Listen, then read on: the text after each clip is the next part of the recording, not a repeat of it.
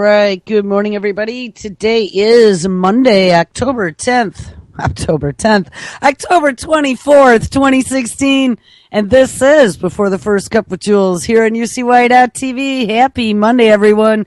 It is a very dark, and it looks like it's going to rain.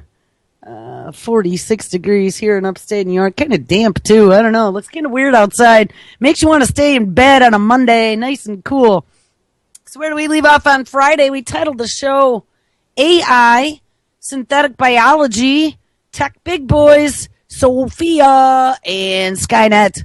And we spent a week, last week, I believe, looking at artificial intelligence, looking at the robots coming to take all the jobs, looking how synthetic biology plays into this whole coming of our 21st century future. We took a look at quite a number of things. You know, one of the things that is important, and I think that most don't distinguish upon yet, but we need to point out, is that AI, when people talk about coming of the robots, they think of tin can robots. Well, it's not all about tin can robots. And interestingly enough, I saw a story, I don't have it open here, but I saw it over the weekend when I was doing a couple searches about how we have software deployed everywhere. Anywhere we can get the internet, anywhere we have a device, any type of intelligent device or device that can connect to Wi-Fi, we have a potential for there to be software connected that can be updated remotely. Well, anything like that has an IIS server, little mini tiny chip now, but in the old days used to run a whole software package on a big ass server to get one computer on the internet. But now, I mean, they're microscopic just about, at least for some of the stuff I've seen in dust motes, smart motes and that. But the scary thing is that as they are developing and rolling out autonomous capabilities of software to be able to maybe not even be artificially intelligent, but at least give it algorithms, right? I told you 2016 was the year of the algorithm, and I told you guys that back in January, and it most certainly has been. The algorithm is going to be where the decision is being made by comparing facts and determining whether or not your object that you are monitoring is within parameters, or whether or not you could, produce statistics to make Johnny a good salesman on the phone. I mean, who knows? But the ability to have software everywhere exists. So once you start tinkering with these self-learning, cloud learning. Remember we talked about Baxter, and now Google is also working with cloud learning for computers. So one Baxter learns and the other million Baxters get a new skill. It's a pretty scary thought, because Baxter isn't just going to be a skin and bones. Well, he might future be skin, but what would he be? Titanium and actuators, but it also can be software that intelligence has been imbued upon, based upon how they write it. And so we have the sleeping giant everywhere. Right now, we've talked a lot about the Internet of Things, and that's how we have gone just from the plain old internet to having connectivity, right? Then we just got our web connection. Then we got our own routers instead of dial-up. Now we can at least connect direct to the internet. But then cell phones, then wearables. I mean, I have to tell you, over this past week, I think after dinner, when we were flipping around, we usually try to find a science show this time of year, because there's really nothing to do when it's wet and raining for 5 days in October in upstate New York. It's pretty miserable. But the good thing to do is to find a good hour science program or something on and spend time as a family and talk about it. But this whole week, I think we saw 3 shows. They talked about every topic, like every topic that we talk about here. My daughter is like, Mom, they're talking about your thing. Yep. And it's not it's not going to be pretty. But one of the things that they were also pointing out is what I was just saying, and we talked about that last week, that artificial intelligence isn't just the coming of the robots. It is the takeover of all software, whether the software be running on an endpoint like your cell phone or your refrigerator or your autonomous drone, or if it's running on Atlas or Cheetah or Big Dog, or Valkyrie. Remember that other big scary robot I just saw too? They even talked about Valkyrie being the helper for the space shuttle, space station, and sending men to Mars utilizing robots to build the habitats as well. We talked about that. I mean, this is not fantasy. So along with all this happening a couple weeks back, right, we looked at them rolling out Obama's preparing for the future of AI framework. Carnegie Mellon University happens to be the same Carnegie Mellon University that won the Cyber Grand Challenge. And I've talked about this many, many times. That Cyber Grand Challenge was held in Nevada this summer. It was sponsored by DARPA. They used 7 supercomputers of DARPA's to be able to build self-aware-ish software that'll be able to patrol the perimeters of the internet and the Internet of Things to provide security, because we're imperfect. Your network administrator is never going to patch it, and I got to tell you, I'm probably one of the worst at patching, but it's only because you do know, right? Every time they patch, they're adding a new spy hole somewhere. Call me paranoid, but I was pointing out to my family this weekend, all these years, every single one of these years that I've been in technology, I've always been fully aware of spy capabilities.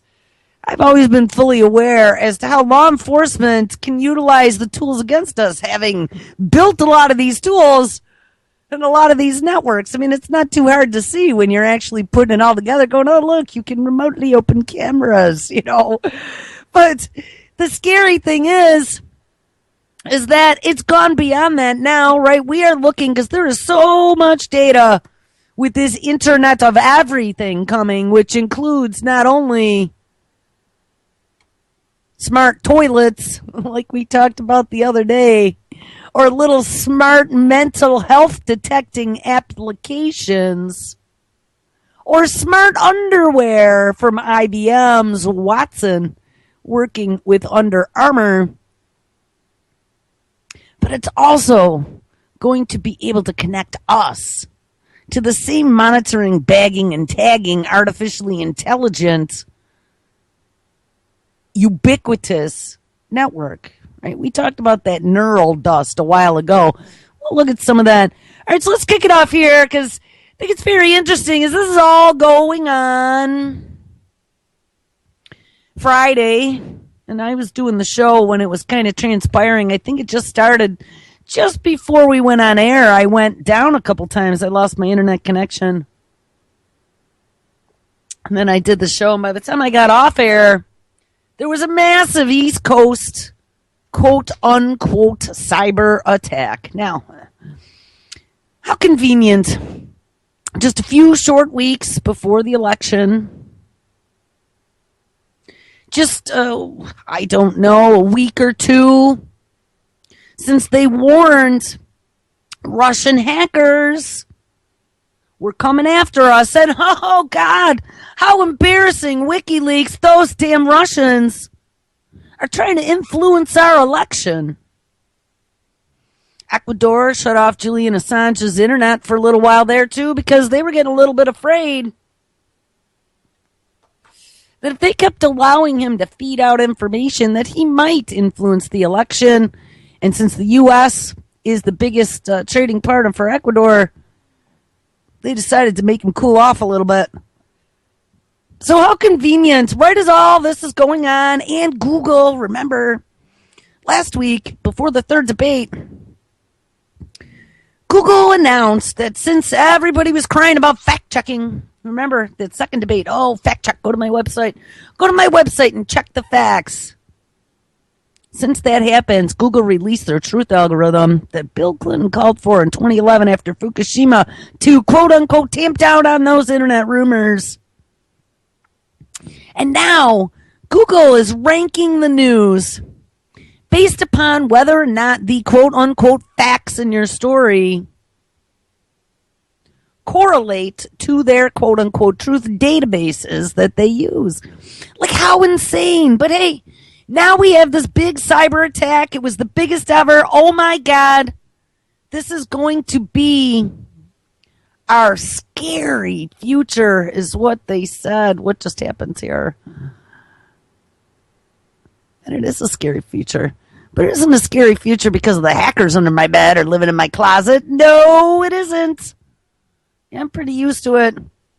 I don't know. I always had some creepy, when I was a kid, there was some creepy thing that lived up under my clothes on the top shelf in my closet that I would always imagine. The second I got out of bed in the dark, I'd get sucked into the closet and this thing was in there. And you know what? After I saw Poltergeist as a kid, there was a scary clown under my bed for a while, too. But hey, they're gone now. I got out the vacuum cleaner and a broom. And we beat that creepy clown and sent him to North Carolina. Anyway. But what's happening now is that they just made these hackers and the Zika virus, though I haven't seen Zika in a while, but absolutely the hackers come out from under the bed like a band of gypsies. And they're attacking the internet. And I saw a couple different things. Oh, it's Russia. Oh, it's hackers. Regardless of who it is, I don't think it's any of them, to be honest. I actually think it might be good old Keith Alexander, former director of the NSA, Keith Alexander, Cyber Patrol, just told to start pinging the DNS servers and make people feel a little pain. See, what happens was a really old type of exploit that's been around, which, let me just tell you guys. So they're making a big deal about this. I've been seeing it now, top news for 3 days. They're going to use it to crack down on things. They are going to use it to release Skynet. They're going to use it to let that software go that they built and tested in Las Vegas this summer. Carnegie Mellon won the $2 million prize. And conveniently, Obama went there to Carnegie Mellon and laid out his framework for artificial intelligence. Well, because the Internet of Things is so insecure. And I was reading insane stuff yesterday. Like, people are clamoring. We should, how horrible that all these governments, all these companies are creating these devices and these pieces of software. And governments aren't forcing them to have strong security, and how, they should be facing now, if there were damages, they should be facing liability. That's like, what? When did that ever happen? Like, now they're talking about government regulation of security of devices. You know what? There's security professionals that can make $150,000 a year if you can go get your CISSP. I tried to do that a couple times. It's super hard. But let's put all those people out of jobs too, because guess what? Now with this shape-shifting, autonomous, artificially intelligent scanning security software they built, DEF CON hacking convention, they won't need security professionals anymore. This software will be updating, monitoring, and taking care of your security. And they're setting it up right now. So as we are at the cusp of probably one of the most insane times that I can remember in my last almost 50 years of life in the United States, we have the reins just about ready to be handed over to one of two lunatics. And I hate to tell you, if I had to pick one of the two lunatics, I would probably pick the one lunatic that doesn't want to out of the gate go to war. They both have major issues We're talking militarization and surveillance, and this is all going to kick it up to the next notch. And this lame-ass president we have now, it's about ready to leave office, has literally in the last 8 years set all of this insanity into motion. He inked the executive order for big data. He inked the executive order for AI. He inked the executive order for precision medicine. He inked the executive order for the Brain Initiative. He inked the executive order or the law, whatever he put into, without anyone voting on it, for Obamacare, which then becomes part of that electronic medical health records, which then becomes part of precision medicine. He did all this to us, and it's all in the name of moving forward in the 21st century. Well, guys, problem, reaction, solution. Because as we have this massive breach, well, don't worry, we got a solution ready to keep you safe. It's all about keeping you safe. And here's the thing. So we got these devices, and it's not just devices. It's devices and it's software that are part of this Internet of Things. We have one that, like I said, can analyze your pee, tell whether or not you're healthy. We have another that can tell whether or not you're depressed or mentally ill. We have the Under Armour armorware and armorware, and Watson behind the scenes making your underwear smart. Typically for athletes, but hey, tomorrow it'll be for grandma. Here, we'll read this one. This is a story I had up from a couple days ago. IBM's. Oh, come on. Don't hang on me. Everything got really slow all of a sudden. IBM's Watson will tell you. This is for you people who just don't have a clue. IBM's Watson will tell you when to sleep. He'll tell you when to exercise. And he'll tell you when to eat. So, little Johnny, don't worry about that frontal lobotomy. Good old Watson will save you. Oh, how insane is this? So it says, I'm not sure if this is creepy or amazing. Yeah, I'd probably err on the side of creepy. Under Armour announced a whole bunch of products at CES this year. That's the Consumer Electronics Show, typically in Las Vegas, Nevada. And this was in January. From his first pair of connected sneakers, so we're also going to have internet-enabled sneakers, to a standard wristband activity tracker. And we talked about that. The Fitbit was dipping your toe into becoming a node on the Internet of Everything. But the most interesting announcement had to do with everyone's favorite supercomputer. Now, we watched Charlie Rowe's 60 Minutes interview with the founder of Watson last week. And we found out that Watson, in just a short 5 years, went from learning to read to being able to diagnose difficult cancers, recommend treatments, and out of 30% of the cases, Watson actually found treatments that an entire board of oncologists missed while they first were assessing the patients. But they've also taught Watson to read scans, and they taught him all about genomics, and he's working at 20 different hospitals now. And remember, this is only the beginning, but they said that Watson's been set free. Watson is like, when he was on Jeopardy, he was like the little boy getting on the bus. Well, that day when Watson got on the bus, Watson was set free, the creator said. It was like his little kid grew up. And now Watson's still self-contained. He's in IBM's data center. But Watson is working on a lot of different technologies. IBM has very, very, very long history working hand in hand, not only with the government, but with other governments. Go back to the days of World War II and take a look at the history of IBM in Germany. Okay, I'm not going to get into that today, but it's very interesting that it's the same IBM. And at that point in time, the founder of IBM, his name happened to be Watson. So it happened to be the real Watson working with the Nazis. But yeah, so now we have Watson. It's going to help cure you, going to track your sneakers, going to be able to determine whether or not you are healthy. And now Watson will be able to tell you when's the best time for you to sleep or to exercise or to eat based upon algorithms and your real-time monitored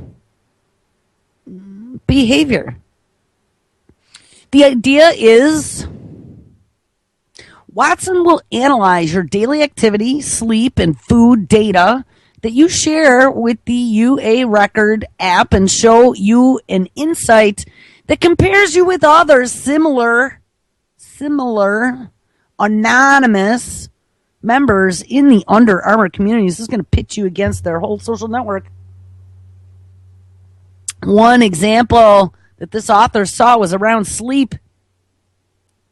Someone had just logged 5 hours of sleep, and the app told them that there are 5.7 million men in the Under Armour community in his age group. And based on that age group, the average body mass index is the lowest among people who sleep 7 to 8 hours each night. Now, how frightening is that? Remember, I've talked a lot about behavioral analytics and pre-crime. This is the first step to that. And we're not talking about pre-crime. In this case, we happen to be looking at your health running within parameters. Remember, Nana, when you become a burden on society because you haven't been taking care of yourself, we're going to have to cut you loose. So if you want to continue to maintain yourself as a productive member of this new 21st century world that we're building for ourselves, you better put that little surveillance device on and send us your urine sample on a daily basis so we can make sure that you've been taking your medicine, Nana. Get on that scale. We'll provide you a dashboard, and we can monitor you real time. That day those little robot nanobots, blood nanobots come out. Be able to do everything in real time. But for now, we're just going to make sure that you're eating, sleeping, and getting enough exercise. I mean, you could see where this is going. And again, they're making it look like, oh, this is such a neat little toy. These aren't toys, people. This is them setting a baseline of metrics. But every single one of us, don't feed the machine. I've said that before. Don't feed the machine. Screw up the machine. Use some weird-ass name and start messing with the statistics. Get up every 3 hours and then tell it you ate cricket protein. I don't know.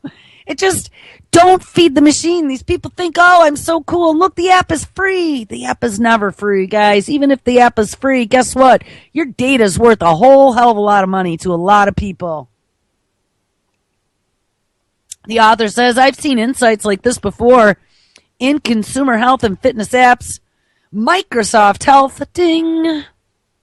All the tech big boys are in the health and longevity, remember, which provides a lot of really granular data, is one good example.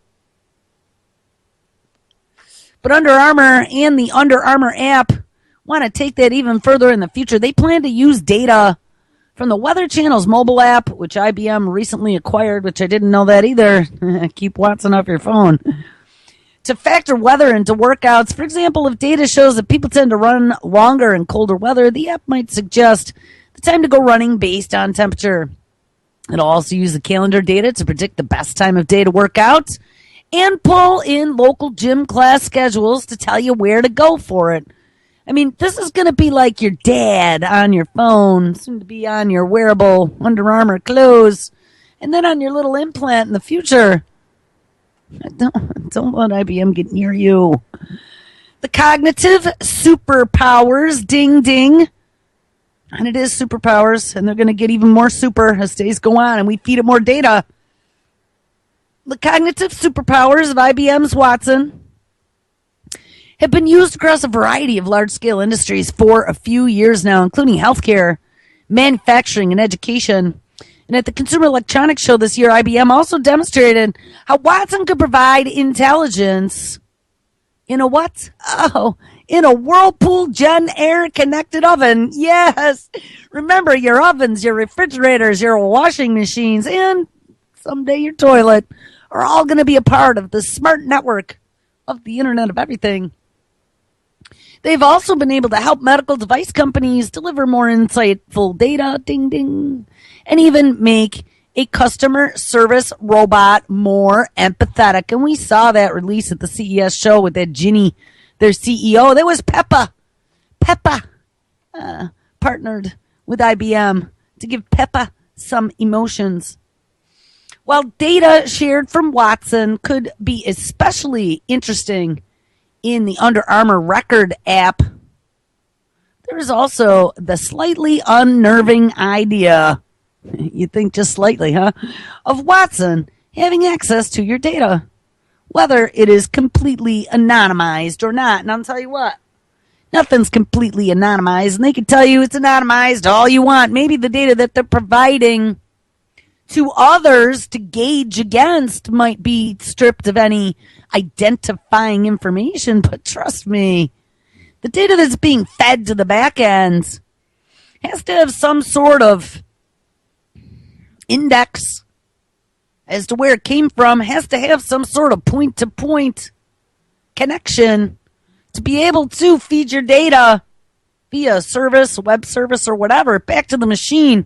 In order to do that, you got to have some identifying data, such as an IP address, which, of course, you can plug right in and boop, get location and find out who it is.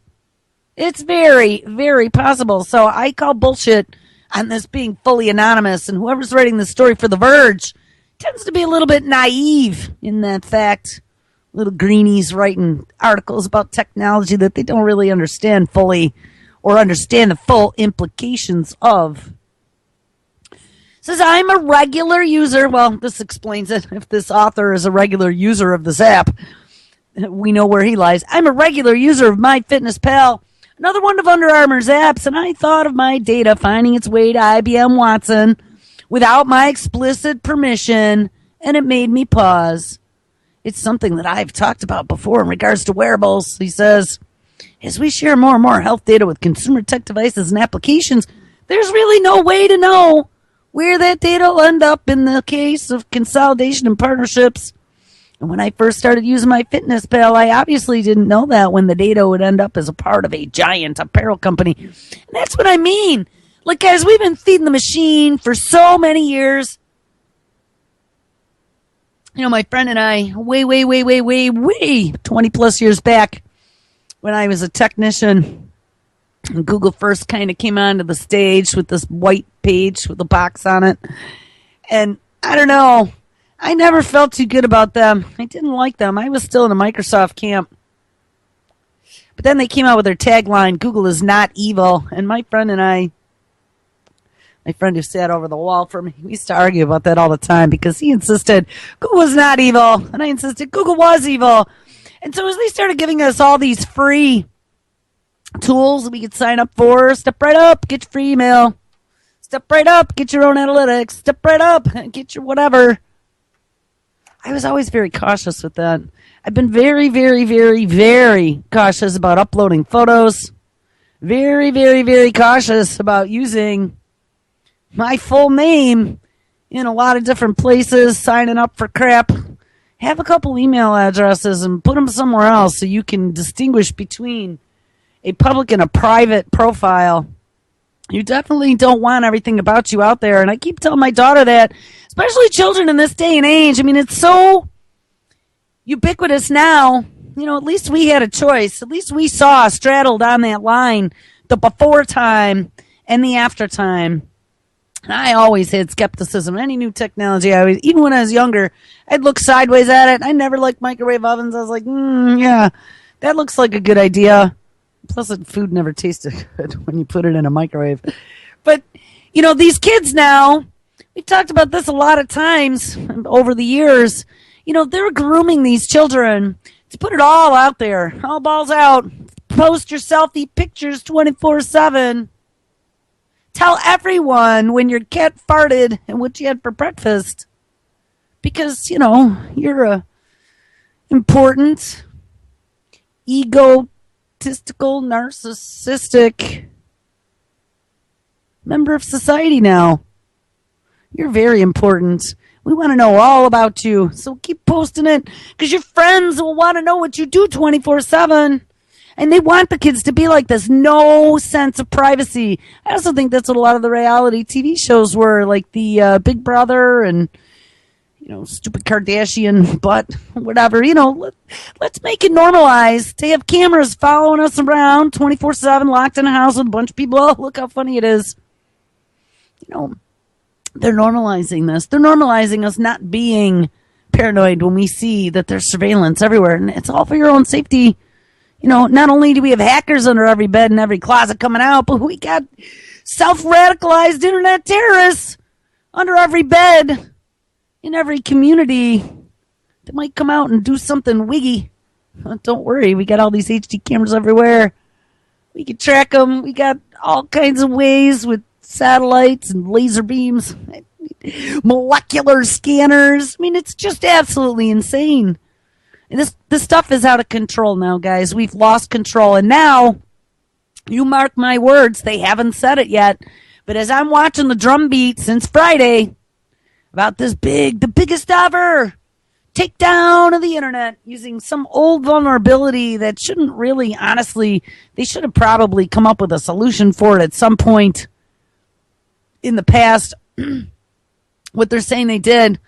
In the old days, they used to just use computers because we didn't have internet-connected refrigerators and stuff back in those days.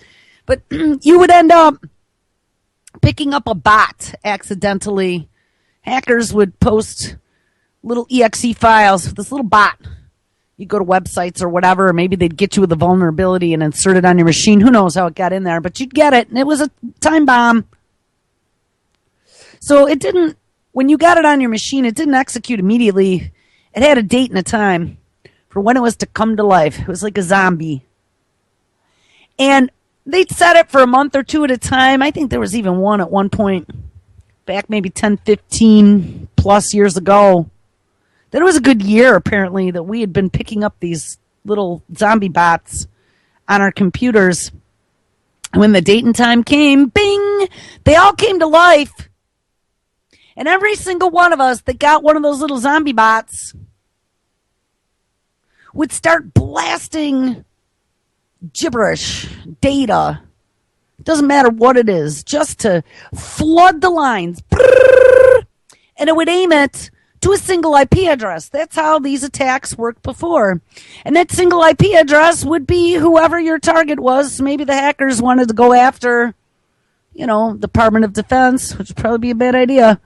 Or maybe the hackers wanted to go after a bank, or maybe they wanted to go after, Amazon. Who knows? But every one of those websites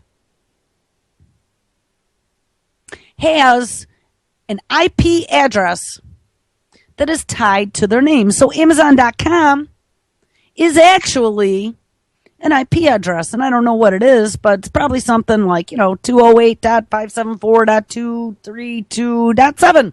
Who knows? But there are servers out there called DNS servers, Dynamic Naming Server. And these servers, there's a bunch of them on the internet, but there's not an unlimited number. These servers do that direct translation from the IP address to the address itself. So then we could just type in the name of the company. We don't need to remember the IP address. So in the old days, these zombie bots would get on everyone's computers, and then at a given place and time, they would execute, and they would spew so much data at that IP address, that single IP address for the company or organization that they wanted to target, that their connection would be completely flooded and nobody could get to the website. That's how they take it down. Well, they took it one step further, and I thought to myself, oh, how ingenious when they did this. Yes, knowing about this new shape-shifting, artificially intelligent Sentry bot, that they're just chomping at the bit now to release onto the internet. The fact that this happens, and now that they're blaming it on the insecurity of the Internet of Things, tells me that this is going to be their next play. So, this attack on Friday, what these quote-unquote hackers did this time is go after one of the dynamic naming servers, this one happened to be in Maryland, I believe, it said, which supported a lot of the internet traffic translation for the entire East Coast. And so instead of going after just something like Amazon.com, they went after the IP address of this dynamic naming server. And it wasn't just computers this time. They had infected little devices plugged in everywhere, all over the internet. Not just your computer, but your refrigerator and your baby monitor and your little smart gadget, whatever. I don't know. There's all kinds of things out there. And now people are calling for, making liability for companies who release stuff that isn't safe. And oh my God, it's the end user who's at fault now. Because you haven't been savvy in regards to security. And if you can't be savvy in regards to security and step right up and get your patches, then maybe you shouldn't be allowed on the internet. I saw that as well. And don't think that that isn't coming either. They're going to make us authenticate. And you will be approved for internet use. You'll have to go through your little training session, your little brainwash training session, to even be allowed to get on this special network called the Internet of Everything. So, as we have all this happen now, let's try to see where. Oh, where. So we had Obama announce his big AI push. He wants to release the hounds. But now we have this big attack right before the election. Hackers everywhere. But it doesn't matter because we got the key, we got the cure. We want to probably test it out. You know what? Obama's our chum. He's our chummy chum pal. Carnegie Mellon. Actually, we're the ones who won that competition. And Obama was just there talking about artificial intelligence and his roadmap plan. So, hey, good old Barry, cousin Barry, I'll just send him an instant message and say, hey, I think it's time. So let's listen to this. This came out of Gizmodo. It was after Friday.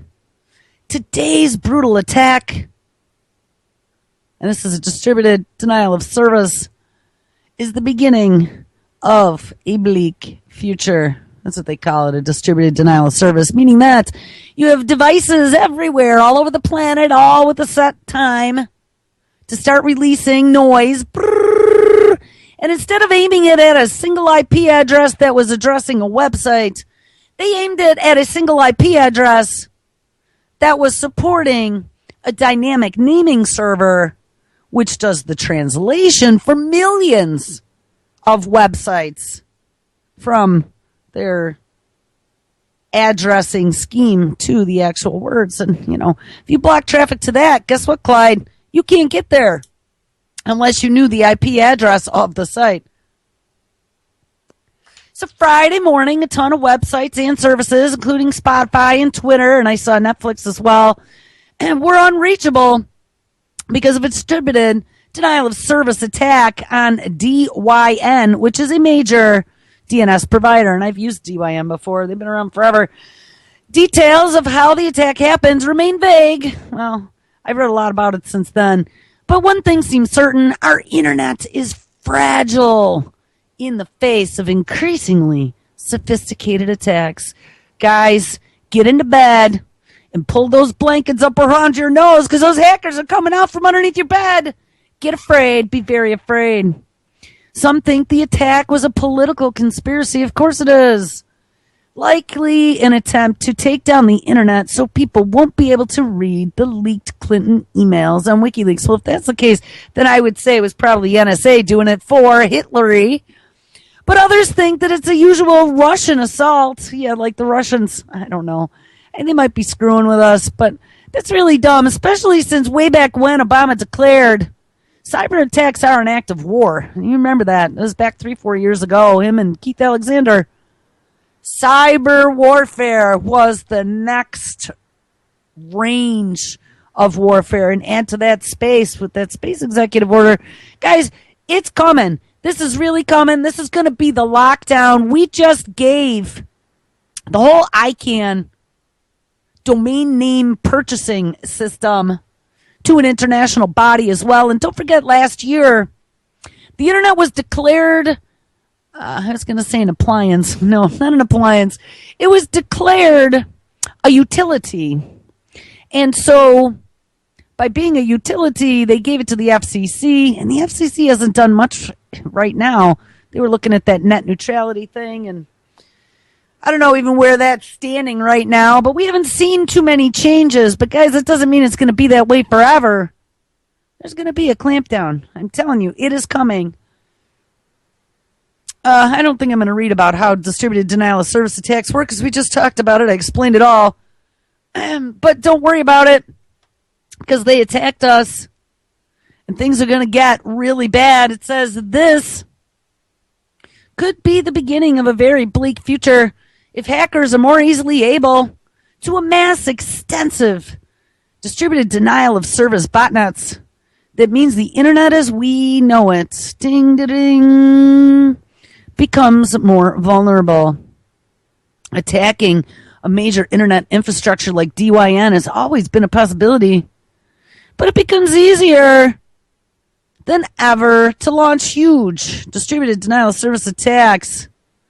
That means that we might be seeing some of our favorite sites have more downtime than usual. And what I don't get about this, like I was a network engineer, okay? I engineered stuff. This was something that, I was always the one who customers wanted to always do stuff on the cheap because equipment's not cheap.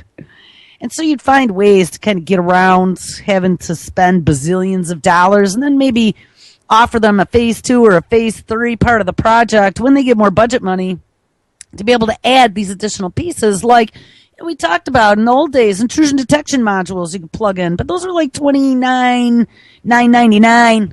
If I remember my list price correctly, that's like $30,000 for one card for a router to be able to look for anomalous behavior on your network. That's a lot, but you could budget for it and make it part of your security. Well, scary thing is that even though it's been part of a possibility, I already have ideas of how we could fix this without autonomous software. There are different companies out there that'll mask your IP address and then have some other,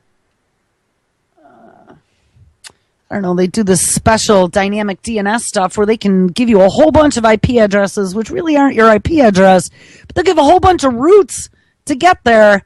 And no one ever knows what your actual address is, so they can't hit you with a denial of service attack. I mean, you got to pay a monthly fee for it, but there are companies out there that do it. And if anyone remembers Madison from End of Live, Madison used to get attacked a lot. Madison bought one of those services, and Madison's website was up most of the time because he had that service. I mean, it's already possible. It has been. It was already 5-6 years ago. So I don't understand how this was like this. This isn't even a new type of attack. I mean, we're talking 20 years ago they were launching distributed denial of services. Anyway, this could be the beginning of a very bleak future. These attacks could extend to other major pieces of our internet infrastructure, causing even more widespread outages. And remember, Manet Napolitano talking about how our utility infrastructure, our nuclear power plants, our electrical generating stations. We have the White House. We have all of our first responders. Everything right now is connected in some way, shape, or form to the internet or to computers that are potentially targets. It is unclear how long it'll take the folks at DYN to fix the problem. Well, it looks like they already took care of it. But if hackers are able to take down the internet at will, what happens next? Don't you love the way they set up that question? Because I could tell you what happens next. What happens next is called the DARPA Grand Cyber Challenge. Ding, ding. Step right up and bend over because we got your solution. The Grand Cyber Challenge was the first all-machine hacking tournament in Las Vegas at the DEF CON Hacking Convention, August 4th, 2016. DARPA officials said that their goal was to create public proof that cyber defenses can be automated using machines capable of spotting and fixing software bugs in real time. Remember, I told you this will also replace your network administrator in every small to medium to large business out there. They can get this up and running. $29.95. 9 to 5. You won't even have to pay them vacation or sick time or pension. We'll just run the software. Shh, we're not pulling any statistics or scanning the inside of your network, Mr. Private Corporation. No, it's all to keep you safe. We need to all work together to protect ourselves against the bad guys out there. And the only way we could do that, Mr. Private Company, Mr. Home End User who's afraid that their smart camera is going to be spying on them and doing distributed denial of service attacks when they're sleeping. Yes, we will take care of it for you. I know your puny little human brains can't handle security or downloading software, so we'll fix it. Don't worry about it. And you'll never even know, out of sight, out of mind.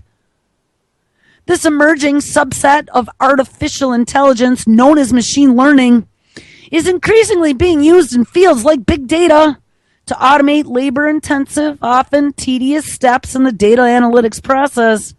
And the need to spot and repair software glitches is increasing exponentially. Ding, ding, ding.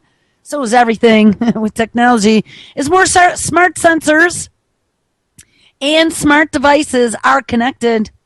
Remember, this is all part of that Internet of Everything with the 5G and the millimeter wave and the launching the CubeSat satellites and the 24/7 solar-powered Internet drones. Google and Facebook. We also have our autonomous drone network that they are building between Verizon and NASA and a lot of the other big tech companies.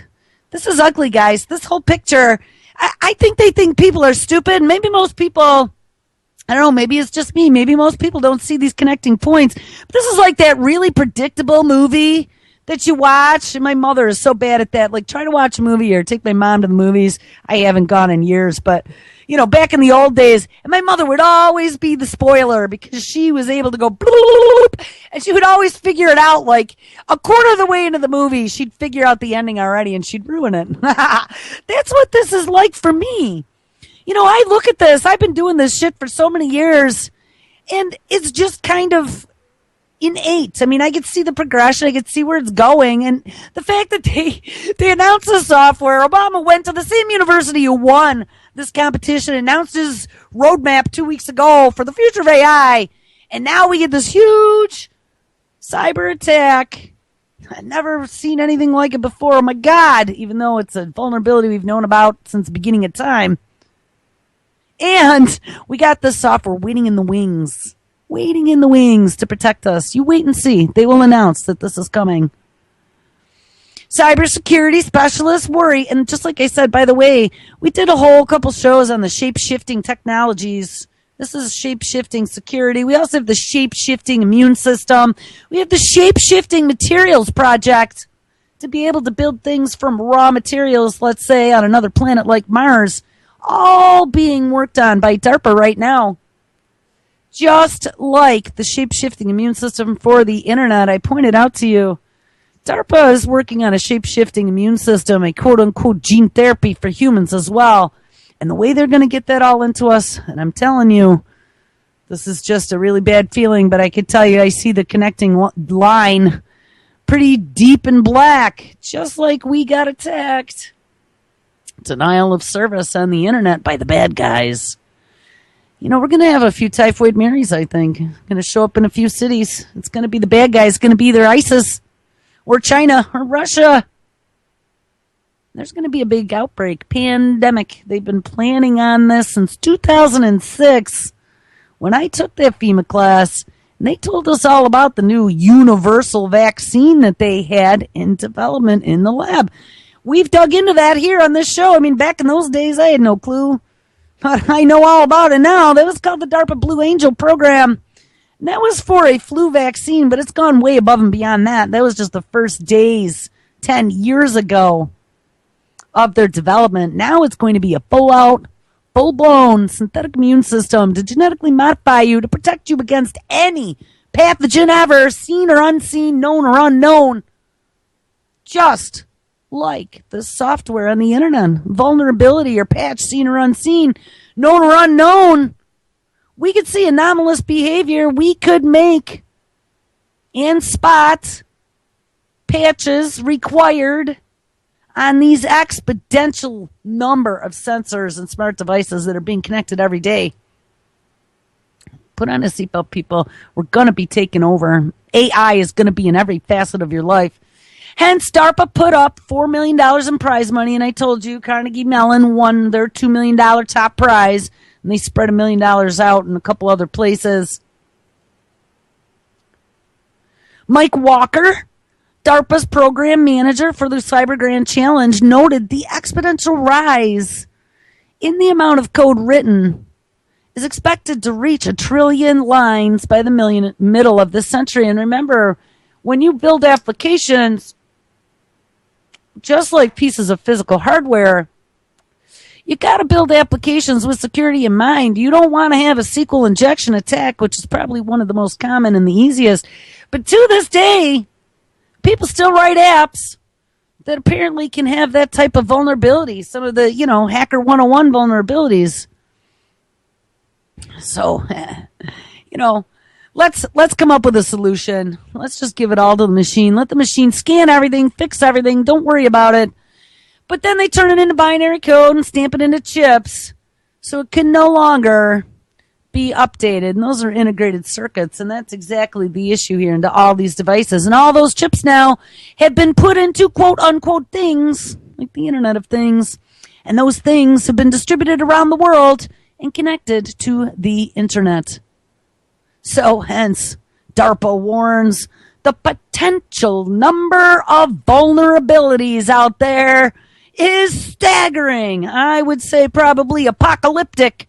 They're going to use that for their advantage. But the DARPA manager says it will require, and this was in June of 2016, it will require some form of automation that can be scaled to handle the soaring workloads. Ding, ding, ding. I predict we will see in the not too distant future the Cyber Grand Challenge software being rolled out as our solution.